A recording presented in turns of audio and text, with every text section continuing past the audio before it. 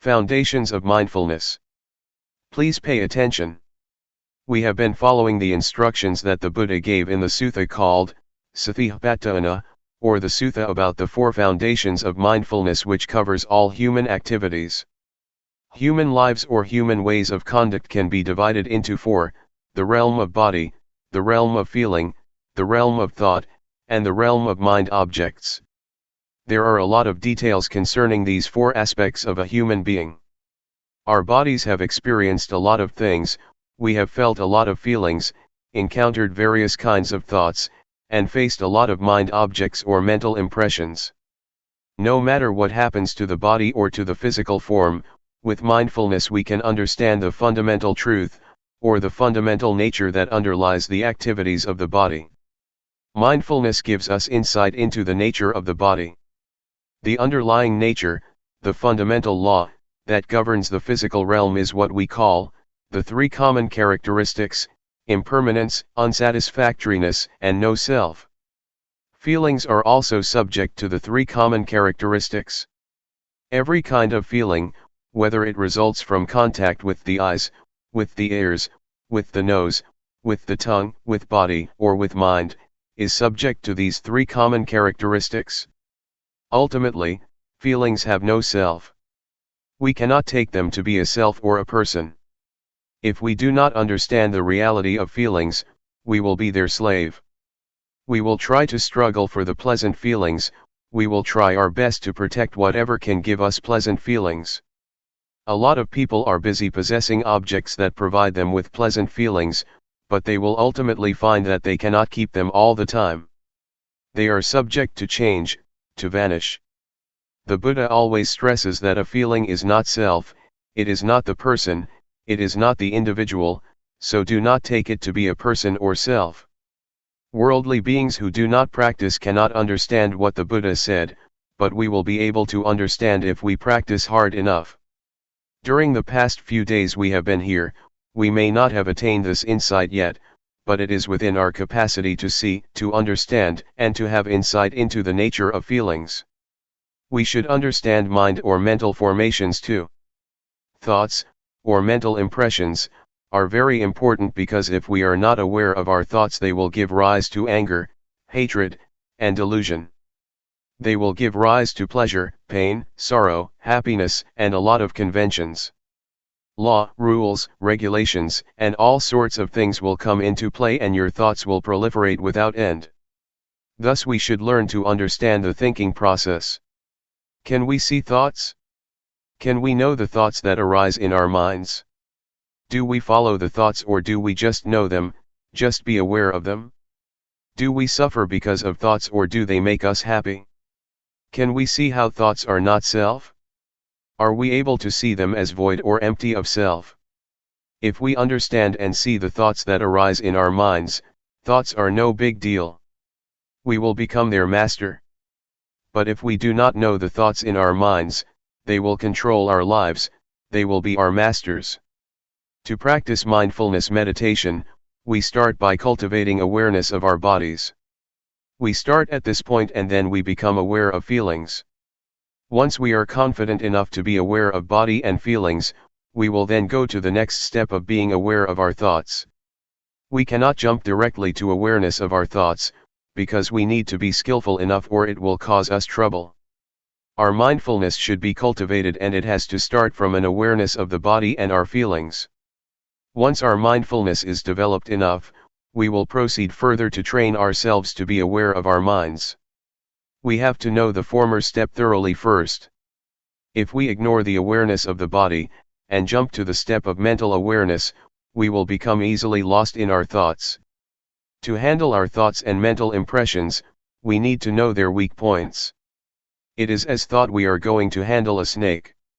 Snakes are harmful, but the skillful person who knows their weak point can capture them without getting hurt.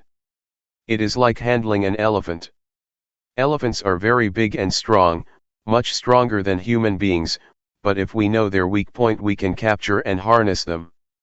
Whatever strength it has, however powerful it is, it does not matter because we know how to handle it. The same goes for our relationship with our minds and our thoughts. We have to know the weak point of our thoughts, then we will understand and will be able to handle them. We should know what their source is and how they are conditioned. With this knowledge, thoughts will not be harmful anymore. Keep knowing your body and mind. Stay only with the knowing, and do not do other than this. Stay firmly with knowing, and knowingness will bring about a change to your mind. We need not do anything to the mind or even the thoughts, but just pay attention to our awareness, the knowingness. Luangpor Teean compared unintentional thoughts to a rat and mindfulness to a cat. For ordinary people, the rat is very big while mindfulness is very small, the cat is very small. If you want the cat to get rid of the rat, you have to feed the cat properly, so that it will grow bigger and bigger until it can catch the rat. So what is the food for the cat, or mindfulness? We have to feed mindfulness with endurance, with diligence, and with constant effort to cultivate our mindfulness. They will develop our mindfulness, and mindfulness will do its duty on its own, handling, replacing, or removing the thoughts from our minds. We do not need to do anything with the thoughts. Just allow your mindfulness to grow and mindfulness will do its job. So, try to be firm on this principle. Does it sound difficult? Now let's talk about the fourth category, mind objects. There are two kinds of mind objects. One belongs to the realm of wholesomeness, and the other, unwholesomeness. Wholesomeness will enable us to be skillful, to be wise, and to be intelligent. It keeps our minds normal, stable, and unmoved by pleasure or pain. The unwholesomeness mind object, the second kind of mind object, always brings trouble to us. It creates a lot of suffering, and it turns one's mind to hell, to be animal-like, or to be a ghost. So, this is what we should be aware of. If we understand these four aspects of reality, body, feeling, thoughts, and mind objects, we have already covered all aspects of a human being, and our study is completed. So try to be familiar with these four realms of our lives, and learn to cultivate awareness of body and mind, of thought and of mind objects. Once we finish such study, our minds will become the noble life, the life that is harmful neither to ourselves nor to other people. It is called noble. Noble means harmless. Do not become stuck in doubt, in uncertainty. I can assure you that all kinds of sufferings, defilement, and unwholesomeness are born out of our ignorance of the nature of body and mind, and strengthened by it. Once we have attained insight into body, feeling, mind, and mind objects, these four aspects, our lives should be liberated. What I have learned, and have not learned much, I learned about these four aspects of life or reality. And, Luangpor Teean did not teach much, he only taught these. Once I understand these, I no longer need the master. I no longer search for or seek any master. My study has been finished, my search finished, and now I do not need master anymore. Now I have no fear at all. I have confidence in myself because I do not teach for fame, for wealth, for material gain, or for any reward. I just want to help people to understand themselves, and to realize the truth. What I have said are just words, but it is not what I have memorized from any texts. I have not much learning, but what I share with you is from my direct experience, from my own realizations. That is why I am confident speaking and sharing with you. That is all. Please regard all of us as brothers and sisters. The Buddha is the father, Dhamma is the mother, and Sangha is the brothers and sisters. Question: how does one know it is time for him to tackle with thoughts? Answer: you are ready to see the thoughts once you can know a thought. When a thought arises and you are aware of it, and you are not dragged by thoughts? If you are still being dragged by thoughts, leave them behind and just pay attention to body and feeling. It is like learning a language. In the beginning, we have to learn from a teacher, and the teacher has to start from A, B, C, D. A, B, C, D, or the language, is still something out there, but once we internalize it, we become one with the language, and we are skillful enough to use the language. The same is true of the practice. We need to practice until we become confident enough that it becomes our habit. When a thought arises, you are immediately aware of it, and can handle it properly. The more we are confident, the more we are able to handle or to control our minds. Finally, awareness will lead us out of suffering. If we still become lost in our thoughts and are still moved by them, still get happy or suffer because of them, it is not time yet. Anyway, for beginners, the first step of practice is not to keep knowing the thoughts. Please be aware of the body first. Once you are competent enough, it is okay to go ahead to the next step of mental awareness. Question: how do you get rid of drowsiness during the practice? Answer: it is natural to get drowsy. Everybody has to face this problem and overcome it. Otherwise, it will become an obstacle to the progress of meditation. Drowsiness is caused by the laziness of your mind. We should activate it. Try to give our mind a job to do. Pay attention to external things, so that it becomes activated again, or change your posture, or feel the vibration of your body. When I started the practice, I kept a bucket of water near me. When I felt drowsy, I used the water to wake me up. When it didn't work, I just put my head into the bucket to wake myself up. Do not close your eyes. Do not yawn, close your mouth and resist yawning. Make your movements stronger, smile, refresh yourself, and feel confident and courageous. Defeat it and subdue it. There are 5 hindrances that obstruct us from making progress in our spiritual activities.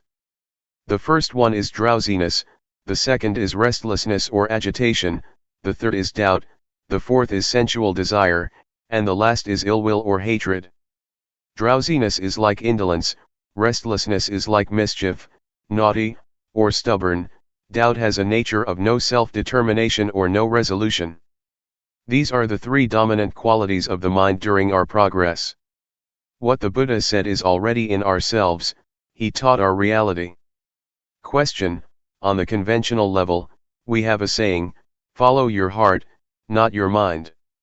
Answer: it is the wholesomeness in our mind and in our hearts that tell us what we should do. We should transform anger to compassion, suffering to happiness, and agitation to peacefulness. It is wisdom that tells us what to do.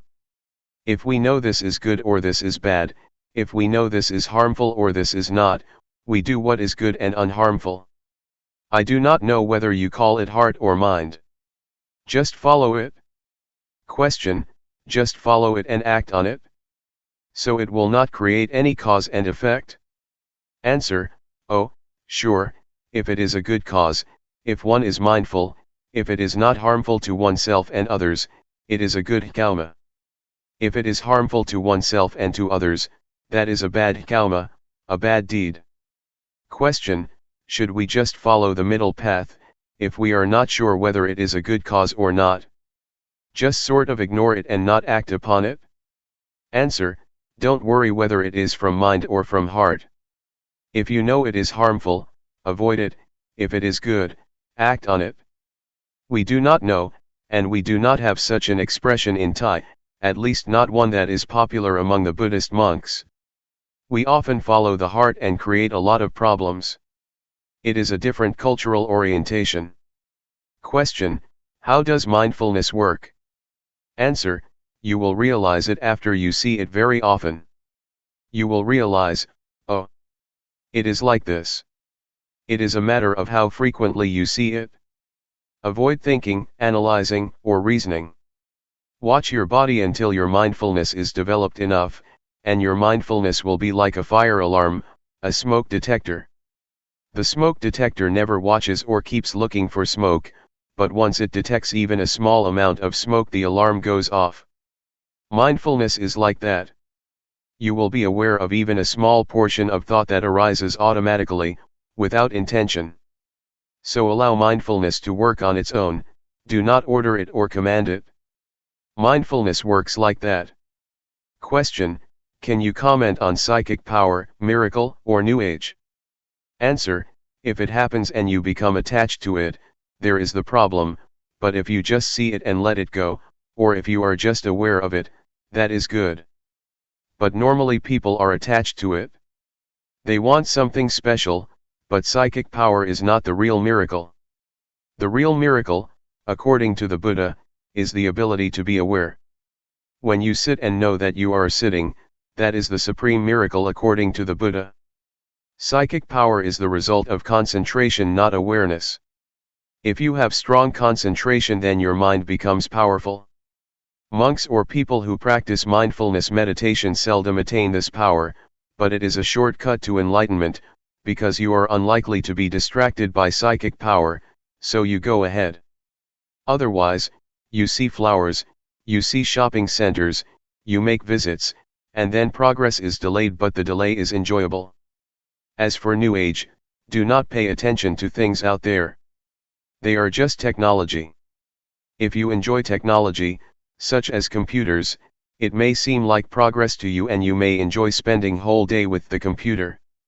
You are better in terms of power over technology, but you are not any wiser than other people. Technomania, the same mentality for those who are interested in psychic power in Buddhism, leads to suffering. June 13, 1997. Lifetime practice. We have already studied the sacred Buddhist texts, especially the text on the four foundations of mindfulness. We practice through our experience, which is in reality the sacred text that is already in ourselves. With our practice, we have investigated into the text which is the experience in ourselves. We have investigated or trained ourselves to be aware of body, feeling, mind, or thoughts, and mind objects, the key points in this sacred Buddhist text. How can we see them? We see these four phenomena through mindfulness. With mindfulness, we are able to understand the reality of these four aspects. We have to cultivate mindfulness or awareness in order to see these four aspects of reality, otherwise, we cannot have understanding. We cannot know body, feeling, thoughts, and mind objects with intellect, nor through reasoning or analytical mind. The only way is to realize, to experience ourselves, then the realization will arise. We have explored the realms of the body, feelings, mind, and mind objects. In fact, there are many details in the realms of body, feeling, thoughts, and mind objects. The more we practice, the more we experience the reality of these four realms, the more we are familiar with the sacred Buddhist text. Keep trying. Keep practicing, so that you will be familiar with awareness, and gain an understanding of the nature of body and mind, of the condition of body, and of the activities of body and mind. You will achieve insight into body and mind, and will have a thorough understanding of body and mind. If you reach that point, you will have already finished the study of this text, this sutra, and you will be able to handle feelings properly. Feelings are everywhere, but I would like you to be stable like stones. Stones are here, stones are there, stones are everywhere, in Thailand, and in America. Stones are the symbol of stability, of constancy, of normality. So, if you handle feelings properly, and know not to be moved by whatever feeling it may be, or whatever feeling you may experience, your mind will be normal and constant, not getting high or low because of feelings, pleasant or unpleasant. If we do not know the nature of feelings clearly, we are going to be their servants. We will run after feelings, struggles for pleasant feelings and run away from unpleasant ones. Feelings, especially pleasant feelings, can lead to war. They bring a lot of consequences. Our lives will be dependent on pursuing pleasant feelings. That is why suffering arises. So, please understand feelings properly. Everyone has body and mind, and we have to stay with body and mind. We also all share the same feelings and mental impressions. They are present in all of us. If we understand body, mind, feelings, mental impressions, and mind objects, we will understand each other, we will realize that everybody is one, the same. So this sacred text can be applied universally. The Buddha has already laid out the formula to understand human beings, to understand ourselves. So, please try to learn the sutra, this text, through our practice in cultivating awareness and mindfulness. If we know this reality thoroughly, completely, our search for the meaning of life is complete. We have already graduated, there will be no need to study anymore. We get high or low, depressed or happy, feel pleasure or pain. We are up and down because of feelings or emotions, because we take them to be substantial, to be a person. We make them personal because we do not understand the real nature of these mental impressions. Somebody may feel, during the practice, that they are tired. But if you understand mental impressions clearly, you would rather say, tiredness is present in me, not, I am tired. We do not take tiredness to be ourselves or to be a person. So please develop an observer in your mind, within yourself. Just see the feeling, acknowledge it, notice it, don't identify with it, and you will learn how to be free of it. So, keep looking into yourself, keep observing, keep seeing, and you will be free, will see, will understand its real nature. If you see it frequently, the truth of body and mind will reveal itself for us to see. Actually, the truth reveals itself at every moment, but since we do not know how to see it, we miss it. There are a lot of consequences of not understanding the truth of body and mind. Defilement, anger, hatred, delusion, selfishness, and suffering, are all results of our inability to see body and mind properly. So, it is very important to learn seeing body and mind, to be aware of body and mind. Thought, or the thinking process, influences our speech and our conduct. Thus produces a lot of consequences and affect people in various ways, from one person to another, forming chain reactions. So, simply put, thoughts can produce a lot of consequences. But if we see the thoughts and understand their nature, they will not have as much influence or consequences. Unintentional thoughts cannot last if you see them, if you are aware of them they are not substantial. Once we are aware of them, they just fade away, so do not think they are substantial. Just be aware of them. They cannot produce consequences. A thought has no end, it is always concocting reality. If we do not know the way of the thought it will start another one and another, without end. There is a story of a dog in a monastery.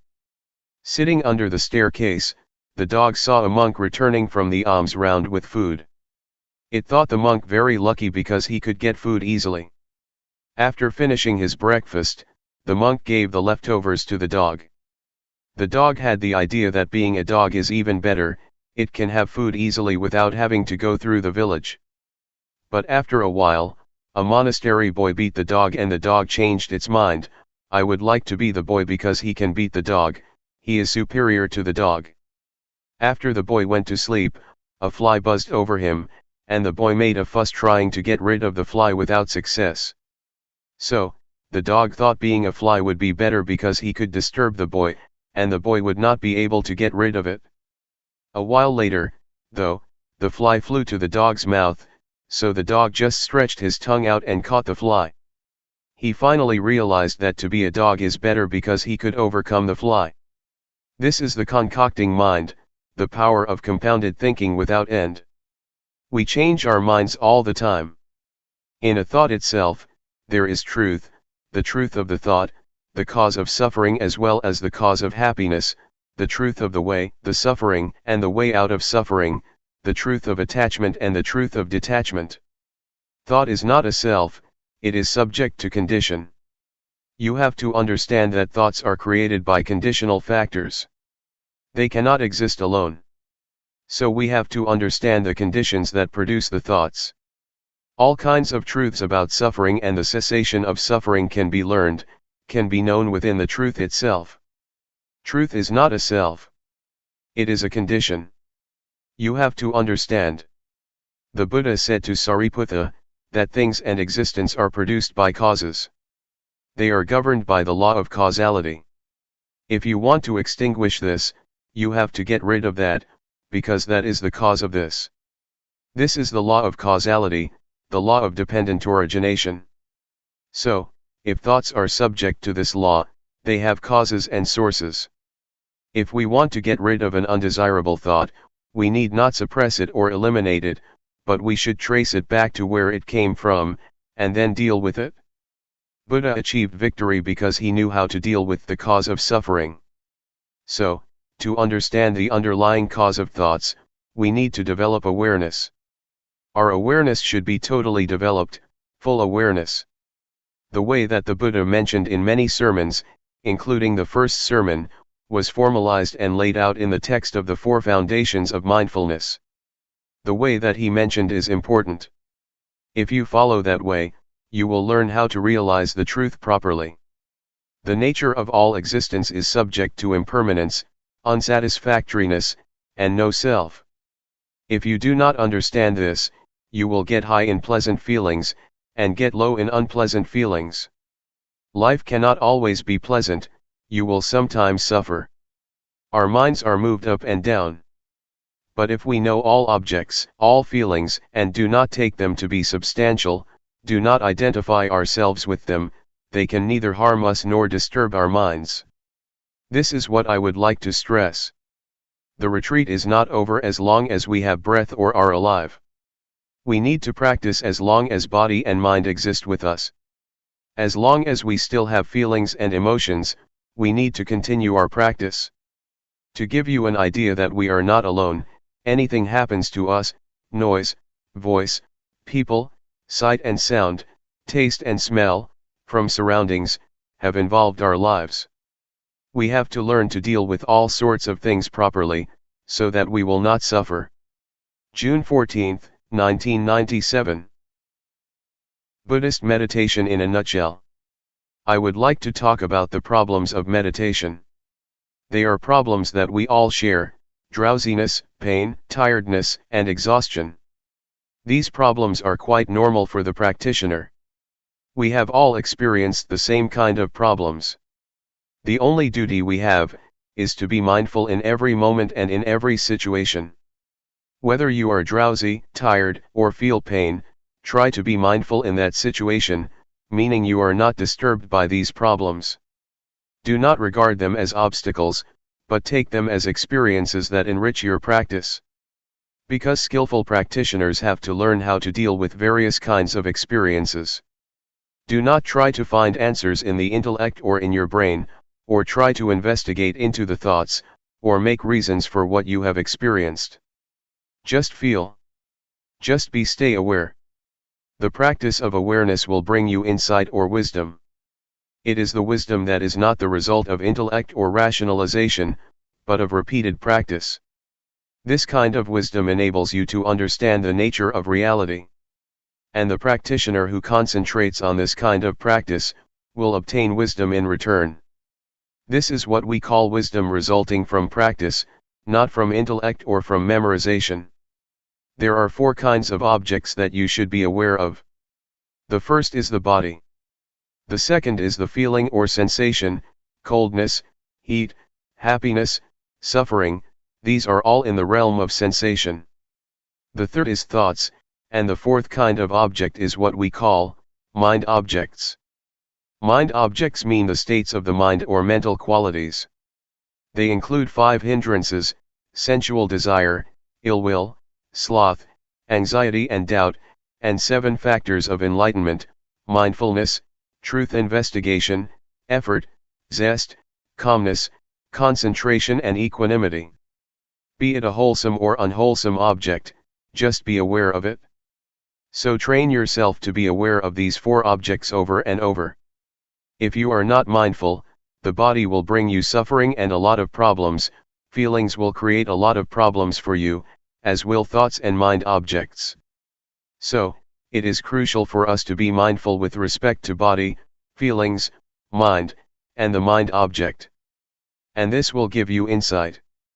The more you are aware, the closer you are to insight. That is why we call this practice insight meditation, the meditation that brings you insight. The first level of the enlightened one is called Sotapanna.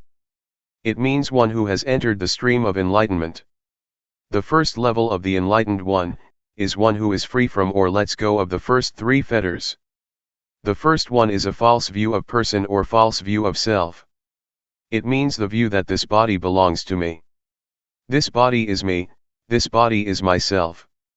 You take this body as me or mine, or take me as being in the body, or take body as being in myself. You take this body as substantial. But, if you attain insight into body and mind from this method of meditation, you can liberate yourself from this false view of self. The second fetter is uncertainty, skeptical doubt. Once you have realized the true nature of body and mind, you achieve insight or wisdom, and you have no doubts about the practice or about the proper way of meditating. The third fetter is attachment to form, to rituals, to legalities, or to the rules. This practice is good, is correct, that practice is not good, not correct. This rule is okay, that rule is not okay. This etiquette is good, that etiquette is bad. These are what we call attachment to the rules and rituals. If we see the true nature of all things clearly and achieve insight of the true nature of all things, we will be able to go beyond this concept of right or wrong. The objective of insight meditation is not to gain psychic power of telepathy, to penetrate anyone's mind, to fly in the air, or to go underground. Those are not the objects of meditation. The objective of Buddhist meditation is to have total awareness of body, of feelings, of mind, and of mind objects. Such awareness will give rise to insight. The first step of insight is the insight into body and mind. With this insight you know without doubt what body is, what mind is, what the nature of body is, what the nature of mind is, what the disease of body is, what the disease of mind is, what causes suffering to the body, what causes suffering to the mind. This is the insight into body and mind. And once you achieve this insight, your practice will go on to the next step of the practice, learning to be aware of thoughts. In the beginning, as I suggested a few days ago, you should just be aware of your body. Do not mind your thoughts. Just leave whatever thoughts arise behind. But once you get insight into body and mind, you have to practice the second stage of being aware of your thoughts. Yet, to be aware of your thoughts does not mean that you have to investigate them. Just see them, register them, and then turn your attention to the practice of body movement. Do not bargain or negotiate with your thoughts, not try to find the motive or reason behind them, do not ask yourself why you have such thoughts, why your thoughts are unwholesome. Not at all. Just be aware of them and come back to the practice. From this second step of practice, another kind of insight will take place. With this insight, you can go straight. The truth will reveal itself and you will see things clearly without using analytical thinking. You just see it and understand it. So, it is as if you go straight without interruption. Once you achieve a certain kind of insight, you will be able to look back and see what you have already passed. I would compare it with my walk here from the pond. I just go straight from the pond to this hall, and when I turn back I can clearly see everything that I have passed. This is the state of the mind that gets you insight. Is it difficult to understand? This practice, which develops mindfulness, is the practice that includes all kinds of training. In Buddhism we have three kinds of training. We call it threefold training: training in higher morality, training in higher concentration, training in higher wisdom. With this practice you will go through the threefold training because with mindfulness you observe morality, mindfulness also gives rise to concentration, and later wisdom arises from the practice. Once you achieve the insight that I mentioned, you will have no doubts about evil or goodness, and you will have no doubt about religion, what Buddhism is. You will have no doubts because it is clear to you, and there is no need to ask yourself what you have achieved. It is as if you take breakfast or lunch. Once you are full, you know you are full. You do not need more food. It is a realization nobody needs to confirm for you. You can confirm it for yourself. It is all right or good for you to experience drowsiness, frustration, and anxiety, because they help you learn. They come for you to see them, and the more you see them the more you will understand, just as the more often I see you the more I know you. I cannot mistake anybody for you. Once these mental qualities appear to you, do not be lost in them. Try to see them, do not identify with them, but see them, observe them. And the more you see them, the less likely they are to disturb you. They will gradually fade away. July 8, 1997. Insight Meditation. It's time to give a talk to complement your practice. We are practicing meditation to develop mindfulness, according to the system that the Buddha developed. This system of practice was not invented by Luangpor Teean or by anybody else, but was developed thousands of years ago by the Buddha. It is called insight meditation or Vipassana meditation. It is different from the calmness meditation, that was developed even before the time of the Buddha. The primary aim is to develop insight through mindfulness. The mindfulness that we experience or have already developed, is the same mindfulness that the Buddha experienced. And the body that we are going to be aware of, is not different from the one that the Buddha used as an object of meditation. The feelings or the sensations that we need to be aware of are also the same that the Buddha meditated on. And all the hindrances that we encounter, be it anxiety, uncertainty, indolence, anger or sensual desire, are also the same that the Buddha faced and overcame. So, what we do is not far from what the Buddha did or experienced. There are two objects that we have to be aware of, body and mind. That which moves is body. The hand's movement is the body's movement. That which receives sense impressions or that which think is the mind. The primary objective is to enable us to be aware of the body in the beginning. This practice enables us to be aware of every moment, every movement we make, either in our daily lives or in the formal practice as we are doing now. Sometimes we take this body as mine. We take our thoughts to be my thoughts, to be myself, or to belong to myself. These are misperceptions, or false views. We should take the body as body, mind as the mind, and nothing beyond that. The body follows the laws of nature. It has its own nature. The body is also subject to change. It has feelings. Do not take feelings or physical sensations as self or as substantial. They are just the condition of the body, just the feeling of the body. The same applies to the mind. There are many kinds of mental states: anger, drowsiness, anxiety, happiness, suffering, etc. These are not the real nature of the mind. They are just the activities of the mind or the conditions of the mind. The nature of the mind itself is peaceful and radiant. Again, do not take the negative emotions as the nature of mind. They are just the conditions of the mind. Please differentiate between these two aspects, nature and conditions or activities. If you have this understanding, the understanding of the nature and conditions of body and mind, you have already achieved insight into the reality of body and mind. When we develop mindfulness, it enables us to see and to be aware of body as body, feeling as feeling, mind as mind, and do not take them to be selves, to be ourselves, to be me, or to be mine. When anger, anxiety, or suffering arises, please see them as they really are. Recognize that suffering is present in me, but I am not suffering. Anger is present in me, but I am not angry.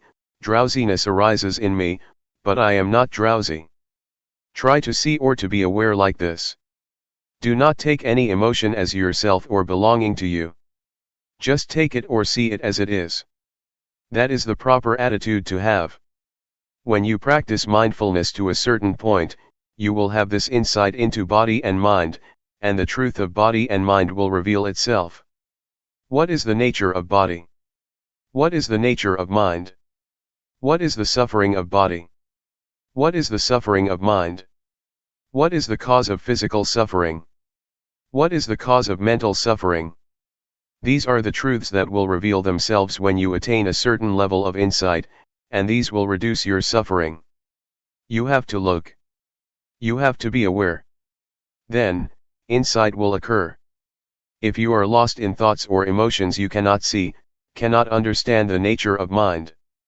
If you take this body as self or as belonging to you, you will not be able to understand the real nature of your body. So please keep knowing, and being aware of whatever happens to your mind and body.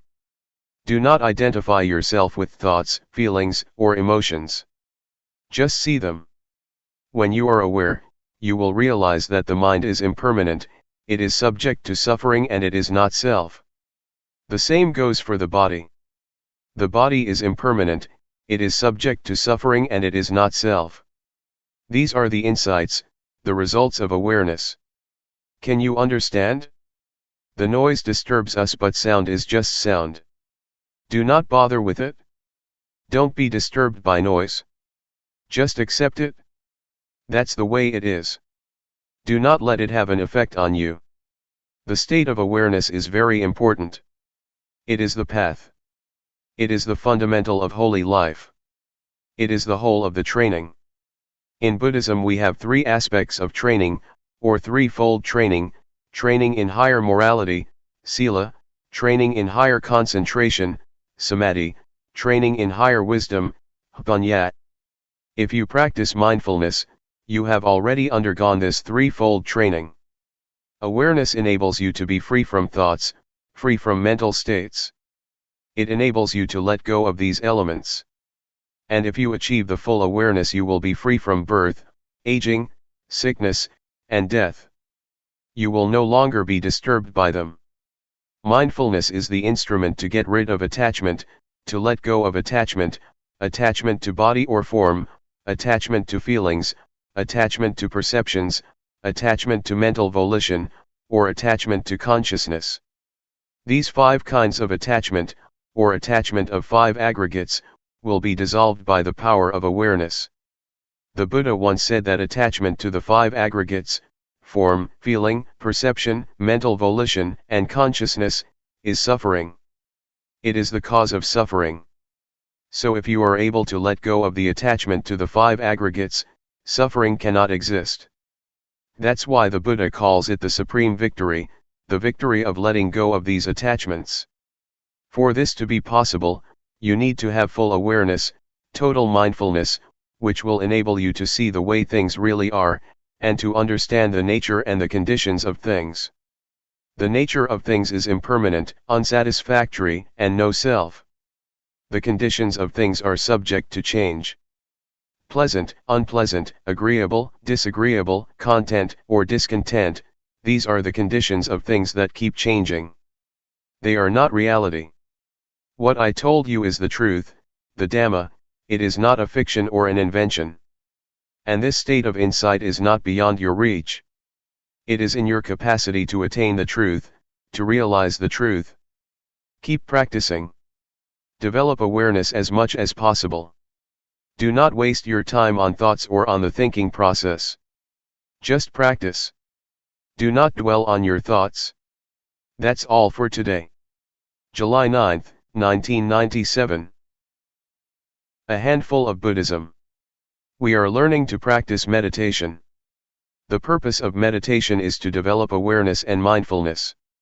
The more we exercise awareness, the more we develop it. It will become present in our bodies, and our minds will become familiar with our bodies because of mindfulness. Try to make your mind familiar with your body, so that it will be with your body. People are differentiated by their actions, karma. Karma is the determining factor that differentiates all of us. If we practice mindfulness, it is the action that can determine our lives and have an effect on us. Keep practicing mindfulness. If we practice enough and properly, it already includes the training in higher morality, the training in higher concentration, and the training in higher wisdom, or what we call, the threefold training. There are many things that keep us from being aware, and keep us from knowing. There are sensations, or feelings. If we are caught up in feelings, our mind is turned from ourselves or from the body, and we do not experience awareness. Unintentional thoughts also keep us from being aware. Be they good thoughts or bad thoughts, if we are distracted by them, awareness disappears and we cannot create the desirable karma of practicing awareness. So try to turn your mind away from those feelings and thoughts. Do not become distracted or disturbed by them. If you become aware and keep knowing your body, you will realize later that the unintentional thoughts are like the garbage. They are undesirable and we are no longer tempted by them as before. We do not refuse or reject feelings or thoughts, but we are not to be caught up in any of them. Mindfulness enables us to be aware of these feelings and thoughts, and mindfulness enables us to bring the mind back to the body's movement. We keep knowing, keep being aware, and keep returning our attention to our bodies, rather than being lost in our feelings, emotions, or thoughts. These will give rise to insight. We will see clearly that the unintentional thoughts are garbage that cannot trick us anymore. Formerly we may have enjoyed thinking the thoughts, falling into them, getting caught up in them. But once we see them as garbage, we feel ashamed of ourselves, and we no longer want to bother with them. This is the insight that you can achieve from thoughts themselves. They give you this lesson. When thoughts arise, just be aware of them. And I myself, as I told you yesterday, have been caught up in thoughts for many years, never aware of how they determined my life.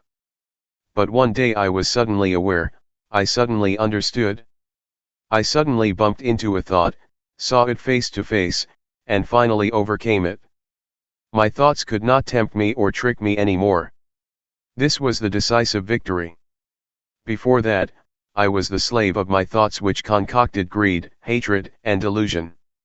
With thoughts, greed, hatred, and delusion arise. A lot of thoughts become the consequence of those defilements. Once I understood and saw the thought clearly, I became its master. The thoughts cannot be my master anymore. This is the insight, the result of accumulated awareness. The four categories, body, feelings, mind or thoughts, and mind objects, keep coming into our lives. We experience all of them. During practice, they keep coming, keep arising, and keep disturbing our minds. We do not know how to deal with them because we do not have enough mindfulness. But if our mindfulness is strong enough, they just come for us to learn and see their nature clearly, to see that they are temporary states of mind.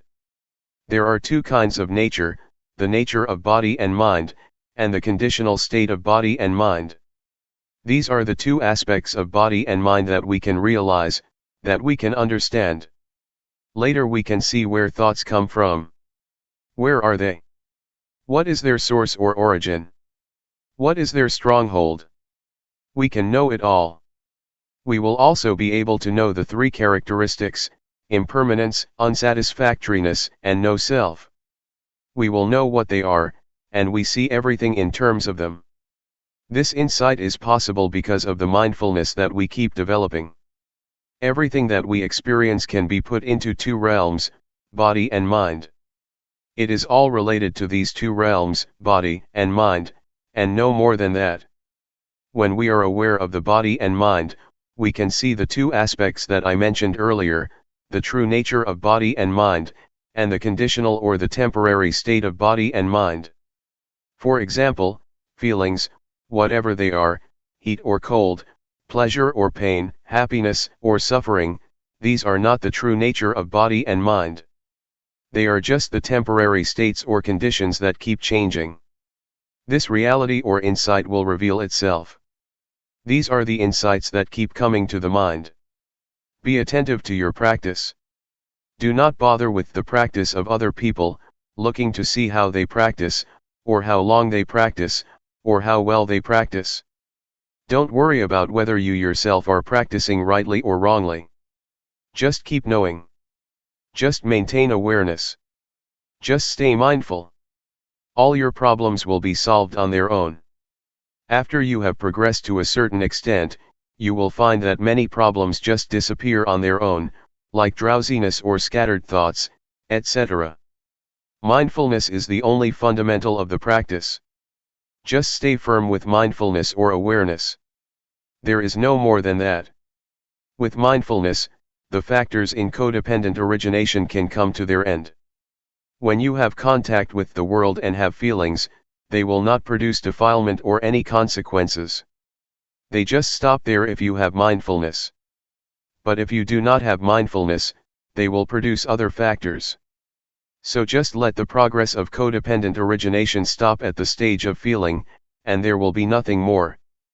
Once insight into body and mind arises, delusions appear, and the truth will reveal itself. After you have insight into body and mind, another insight will result, the understanding of conventional reality and the ultimate truth.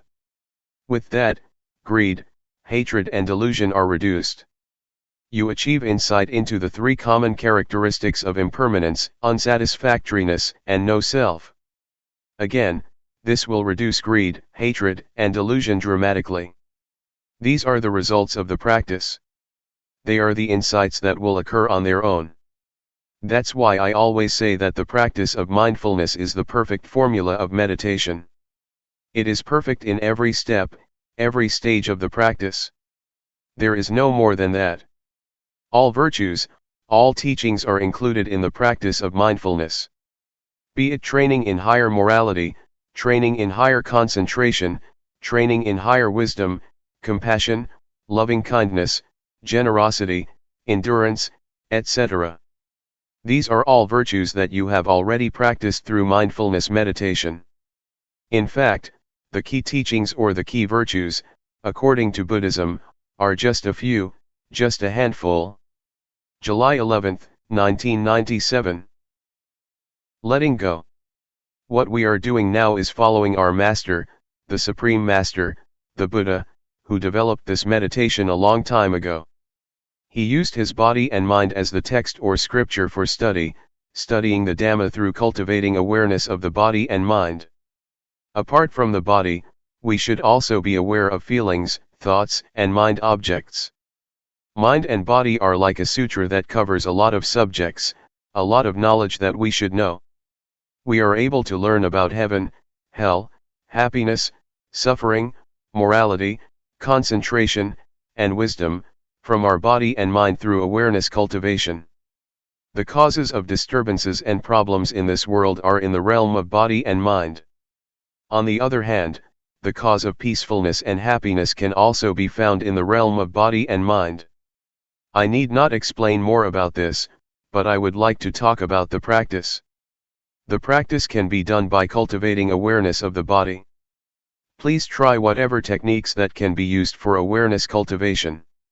Actually, what Luangpor Teean taught is very up-to-date, never obsolete, very modernized, and suitable for the modern age. This method is a universal one because everybody has body and mind.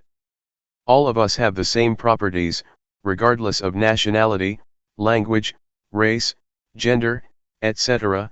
We all have the same properties of body and mind. Just try to breathe in and breathe out with awareness. When you breathe in, be aware of that in-breath, when you breathe out, be aware of that out-breath. And we will become one. Breathe in and breathe out. Let's try breathing in and breathing out. If we have awareness, all of us will become one. Otherwise, we are different people, behaving differently in our own way. Awareness, mindfulness, or the breath, are all things we already have, so they are not difficult to practice. The awareness of breath and the awareness of the body's movement are the same. So how can we achieve awareness? Nothing can keep us from cultivating awareness. The only factor is ourselves. If we practice, awareness can be developed, it depends on us. We have already done many things, chantings, devotions, offerings, performing merits, studying scriptures, etc. Another thing that we should do is practice meditation. What Zhuangyan Monastery has done is to follow the path of the Buddha, encouraging people to practice meditation. Although not many people are interested, it is a good activity. Other Buddhist practices such as offering food to the monks, offering materials to the temples, observing the precepts, or studying the texts, are not lacking in society. What we lack is awareness. We have problems regarding the body and mind. We suffer because of body and mind. Greed, hatred, and delusion arise because we do not know how to deal with body and mind properly. For example, delusion occurs when the eyes or ears make contact with a sight or sound, and we are not aware. When you have awareness, forgetfulness and delusion just disappear. They are opposites. When awareness arises, the forgetfulness cannot stand. It just disappears. I would like to ask all of us, which, up till now in our lives, has been more powerful, awareness or forgetfulness? It is not difficult for awareness to arise if we start counting on ourselves. Buddhism starts from the individual, transforming the individual first. You need not change the environment or to ask the environment to change at the outset. So if you keep cultivating awareness, you will find the answers to your problems by yourself. The truth about body and mind will no longer exist. I would like to speak briefly for your benefit. We need to let go of everything regarding the mind. Regarding the body, we should learn how to reduce physical suffering and treat it properly. In other words, mental suffering can be reduced by letting go, but physical or bodily suffering has to be reduced by treatment. For instance, when it is hot you have to stay in the shelter and so on, because it is the physical suffering, but if it is mental suffering, you have to let it go. I would just like to encourage you to practice. This temple is a suitable place for teaching and practicing meditation. I like this place very much. We can practice or walk without mosquitoes. In my temple in Thailand, when I moved hand, I have to keep the mosquitoes away, but here it's very easy. So it is a suitable place that provides a good environment for practice. I do not know whether you benefit from this place or not, but I myself benefit a lot. My health is much better and I also have good ideas.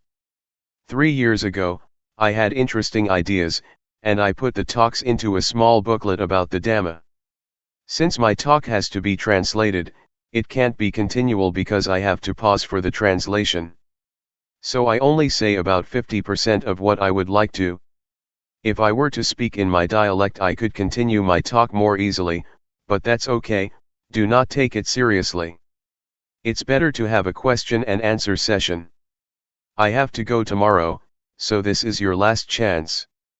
Question: what should I do when I have no thought during the practice, and what should I do when I am aware of my body's movements but all kinds of thoughts arise simultaneously? Answer: what you should do is be aware of the thoughts that arise, that's all. When no thoughts arise, just be aware of your body's movements. When I practice, sometimes I lose my sense of self, but when it seems that I myself have disappeared, I just touch myself to regain my sense of self. Question: with awareness, one may attain the state of no self or even reach the level of arahant. Is the eradication of the 10 fetters that an arahant should achieve, before he reaches enlightenment also possible through awareness? Answer: awareness gives rise to higher morality, higher concentration, and higher wisdom. So, the threefold training is already incorporated in the act of awareness. It depends on how much awareness we have. If the awareness is strong, it can get rid of the fetters one by one. So it depends on how strong the awareness is. The more powerful it is, the more likely it is that it can overcome or dissolve the fetters. Question: how do we enhance the changing conditions of our bodies and minds with awareness during our practice? For instance, what do we do if the mind becomes neutral? Answer: a neutral state of the mind means that the mind is ready to be happy or suffer. Just be aware of that neutral state. If it transforms into a pleasant feeling, just be aware of it. If it becomes an unpleasant feeling, just be aware of it. At the same time, if there is no thought, just recognize that there is no thought. When a thought arises, just be aware of it. You need not do anything with your mind or make it move from that state. Just practice and be aware of your body's movements, that's all. Question: is there any difference between the awareness that we are developing, and the awareness of the Buddha? Answer: they are the same. If you develop awareness to a certain point, your mind will be at the level of sustained observance, constant awareness. It is a sustained awareness, keep seeing and keep knowing all the time. This state of sustained awareness will include morality, concentration, and wisdom, and it will also enable you to see the cause of suffering. This state of awareness will lead to the cessation of suffering. So, this is the state of Buddhahood. The awareness of the Buddha is the awareness that enabled him to see the Four Noble Truths: suffering, the cause of suffering, the cessation of suffering, and the path to the cessation of suffering. If you achieve the state of sustained awareness, the practice is over, you have already reached the end of the practice. I would like to encourage you to practice and train yourself to deal with mind and body properly. For example, when anger arises in your mind, just know it. Just be aware of it. Do not become lost in it or identify with it. The same applies to sufferings and even happiness. Just see it, be aware of it, do not get caught up in it. This will enable you to transcend the world. You will still live in the world and interact with people, but you will be above the influence of the world.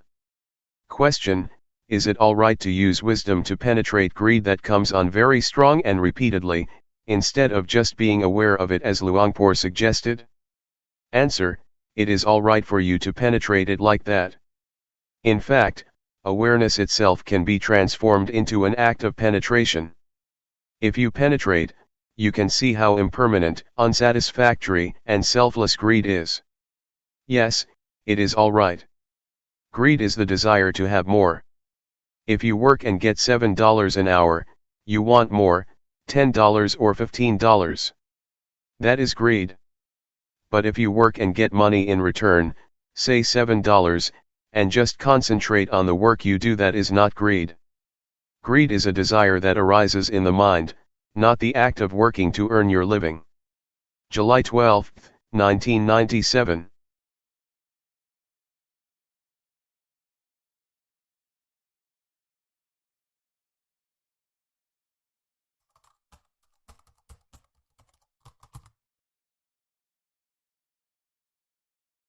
May all beings be at ease, whatever living beings there may be, whether they are weak or strong, omitting none, the great or the mighty, medium, short or small, the seen and the unseen, those living near and far away, those born and to be born. May all beings be at ease.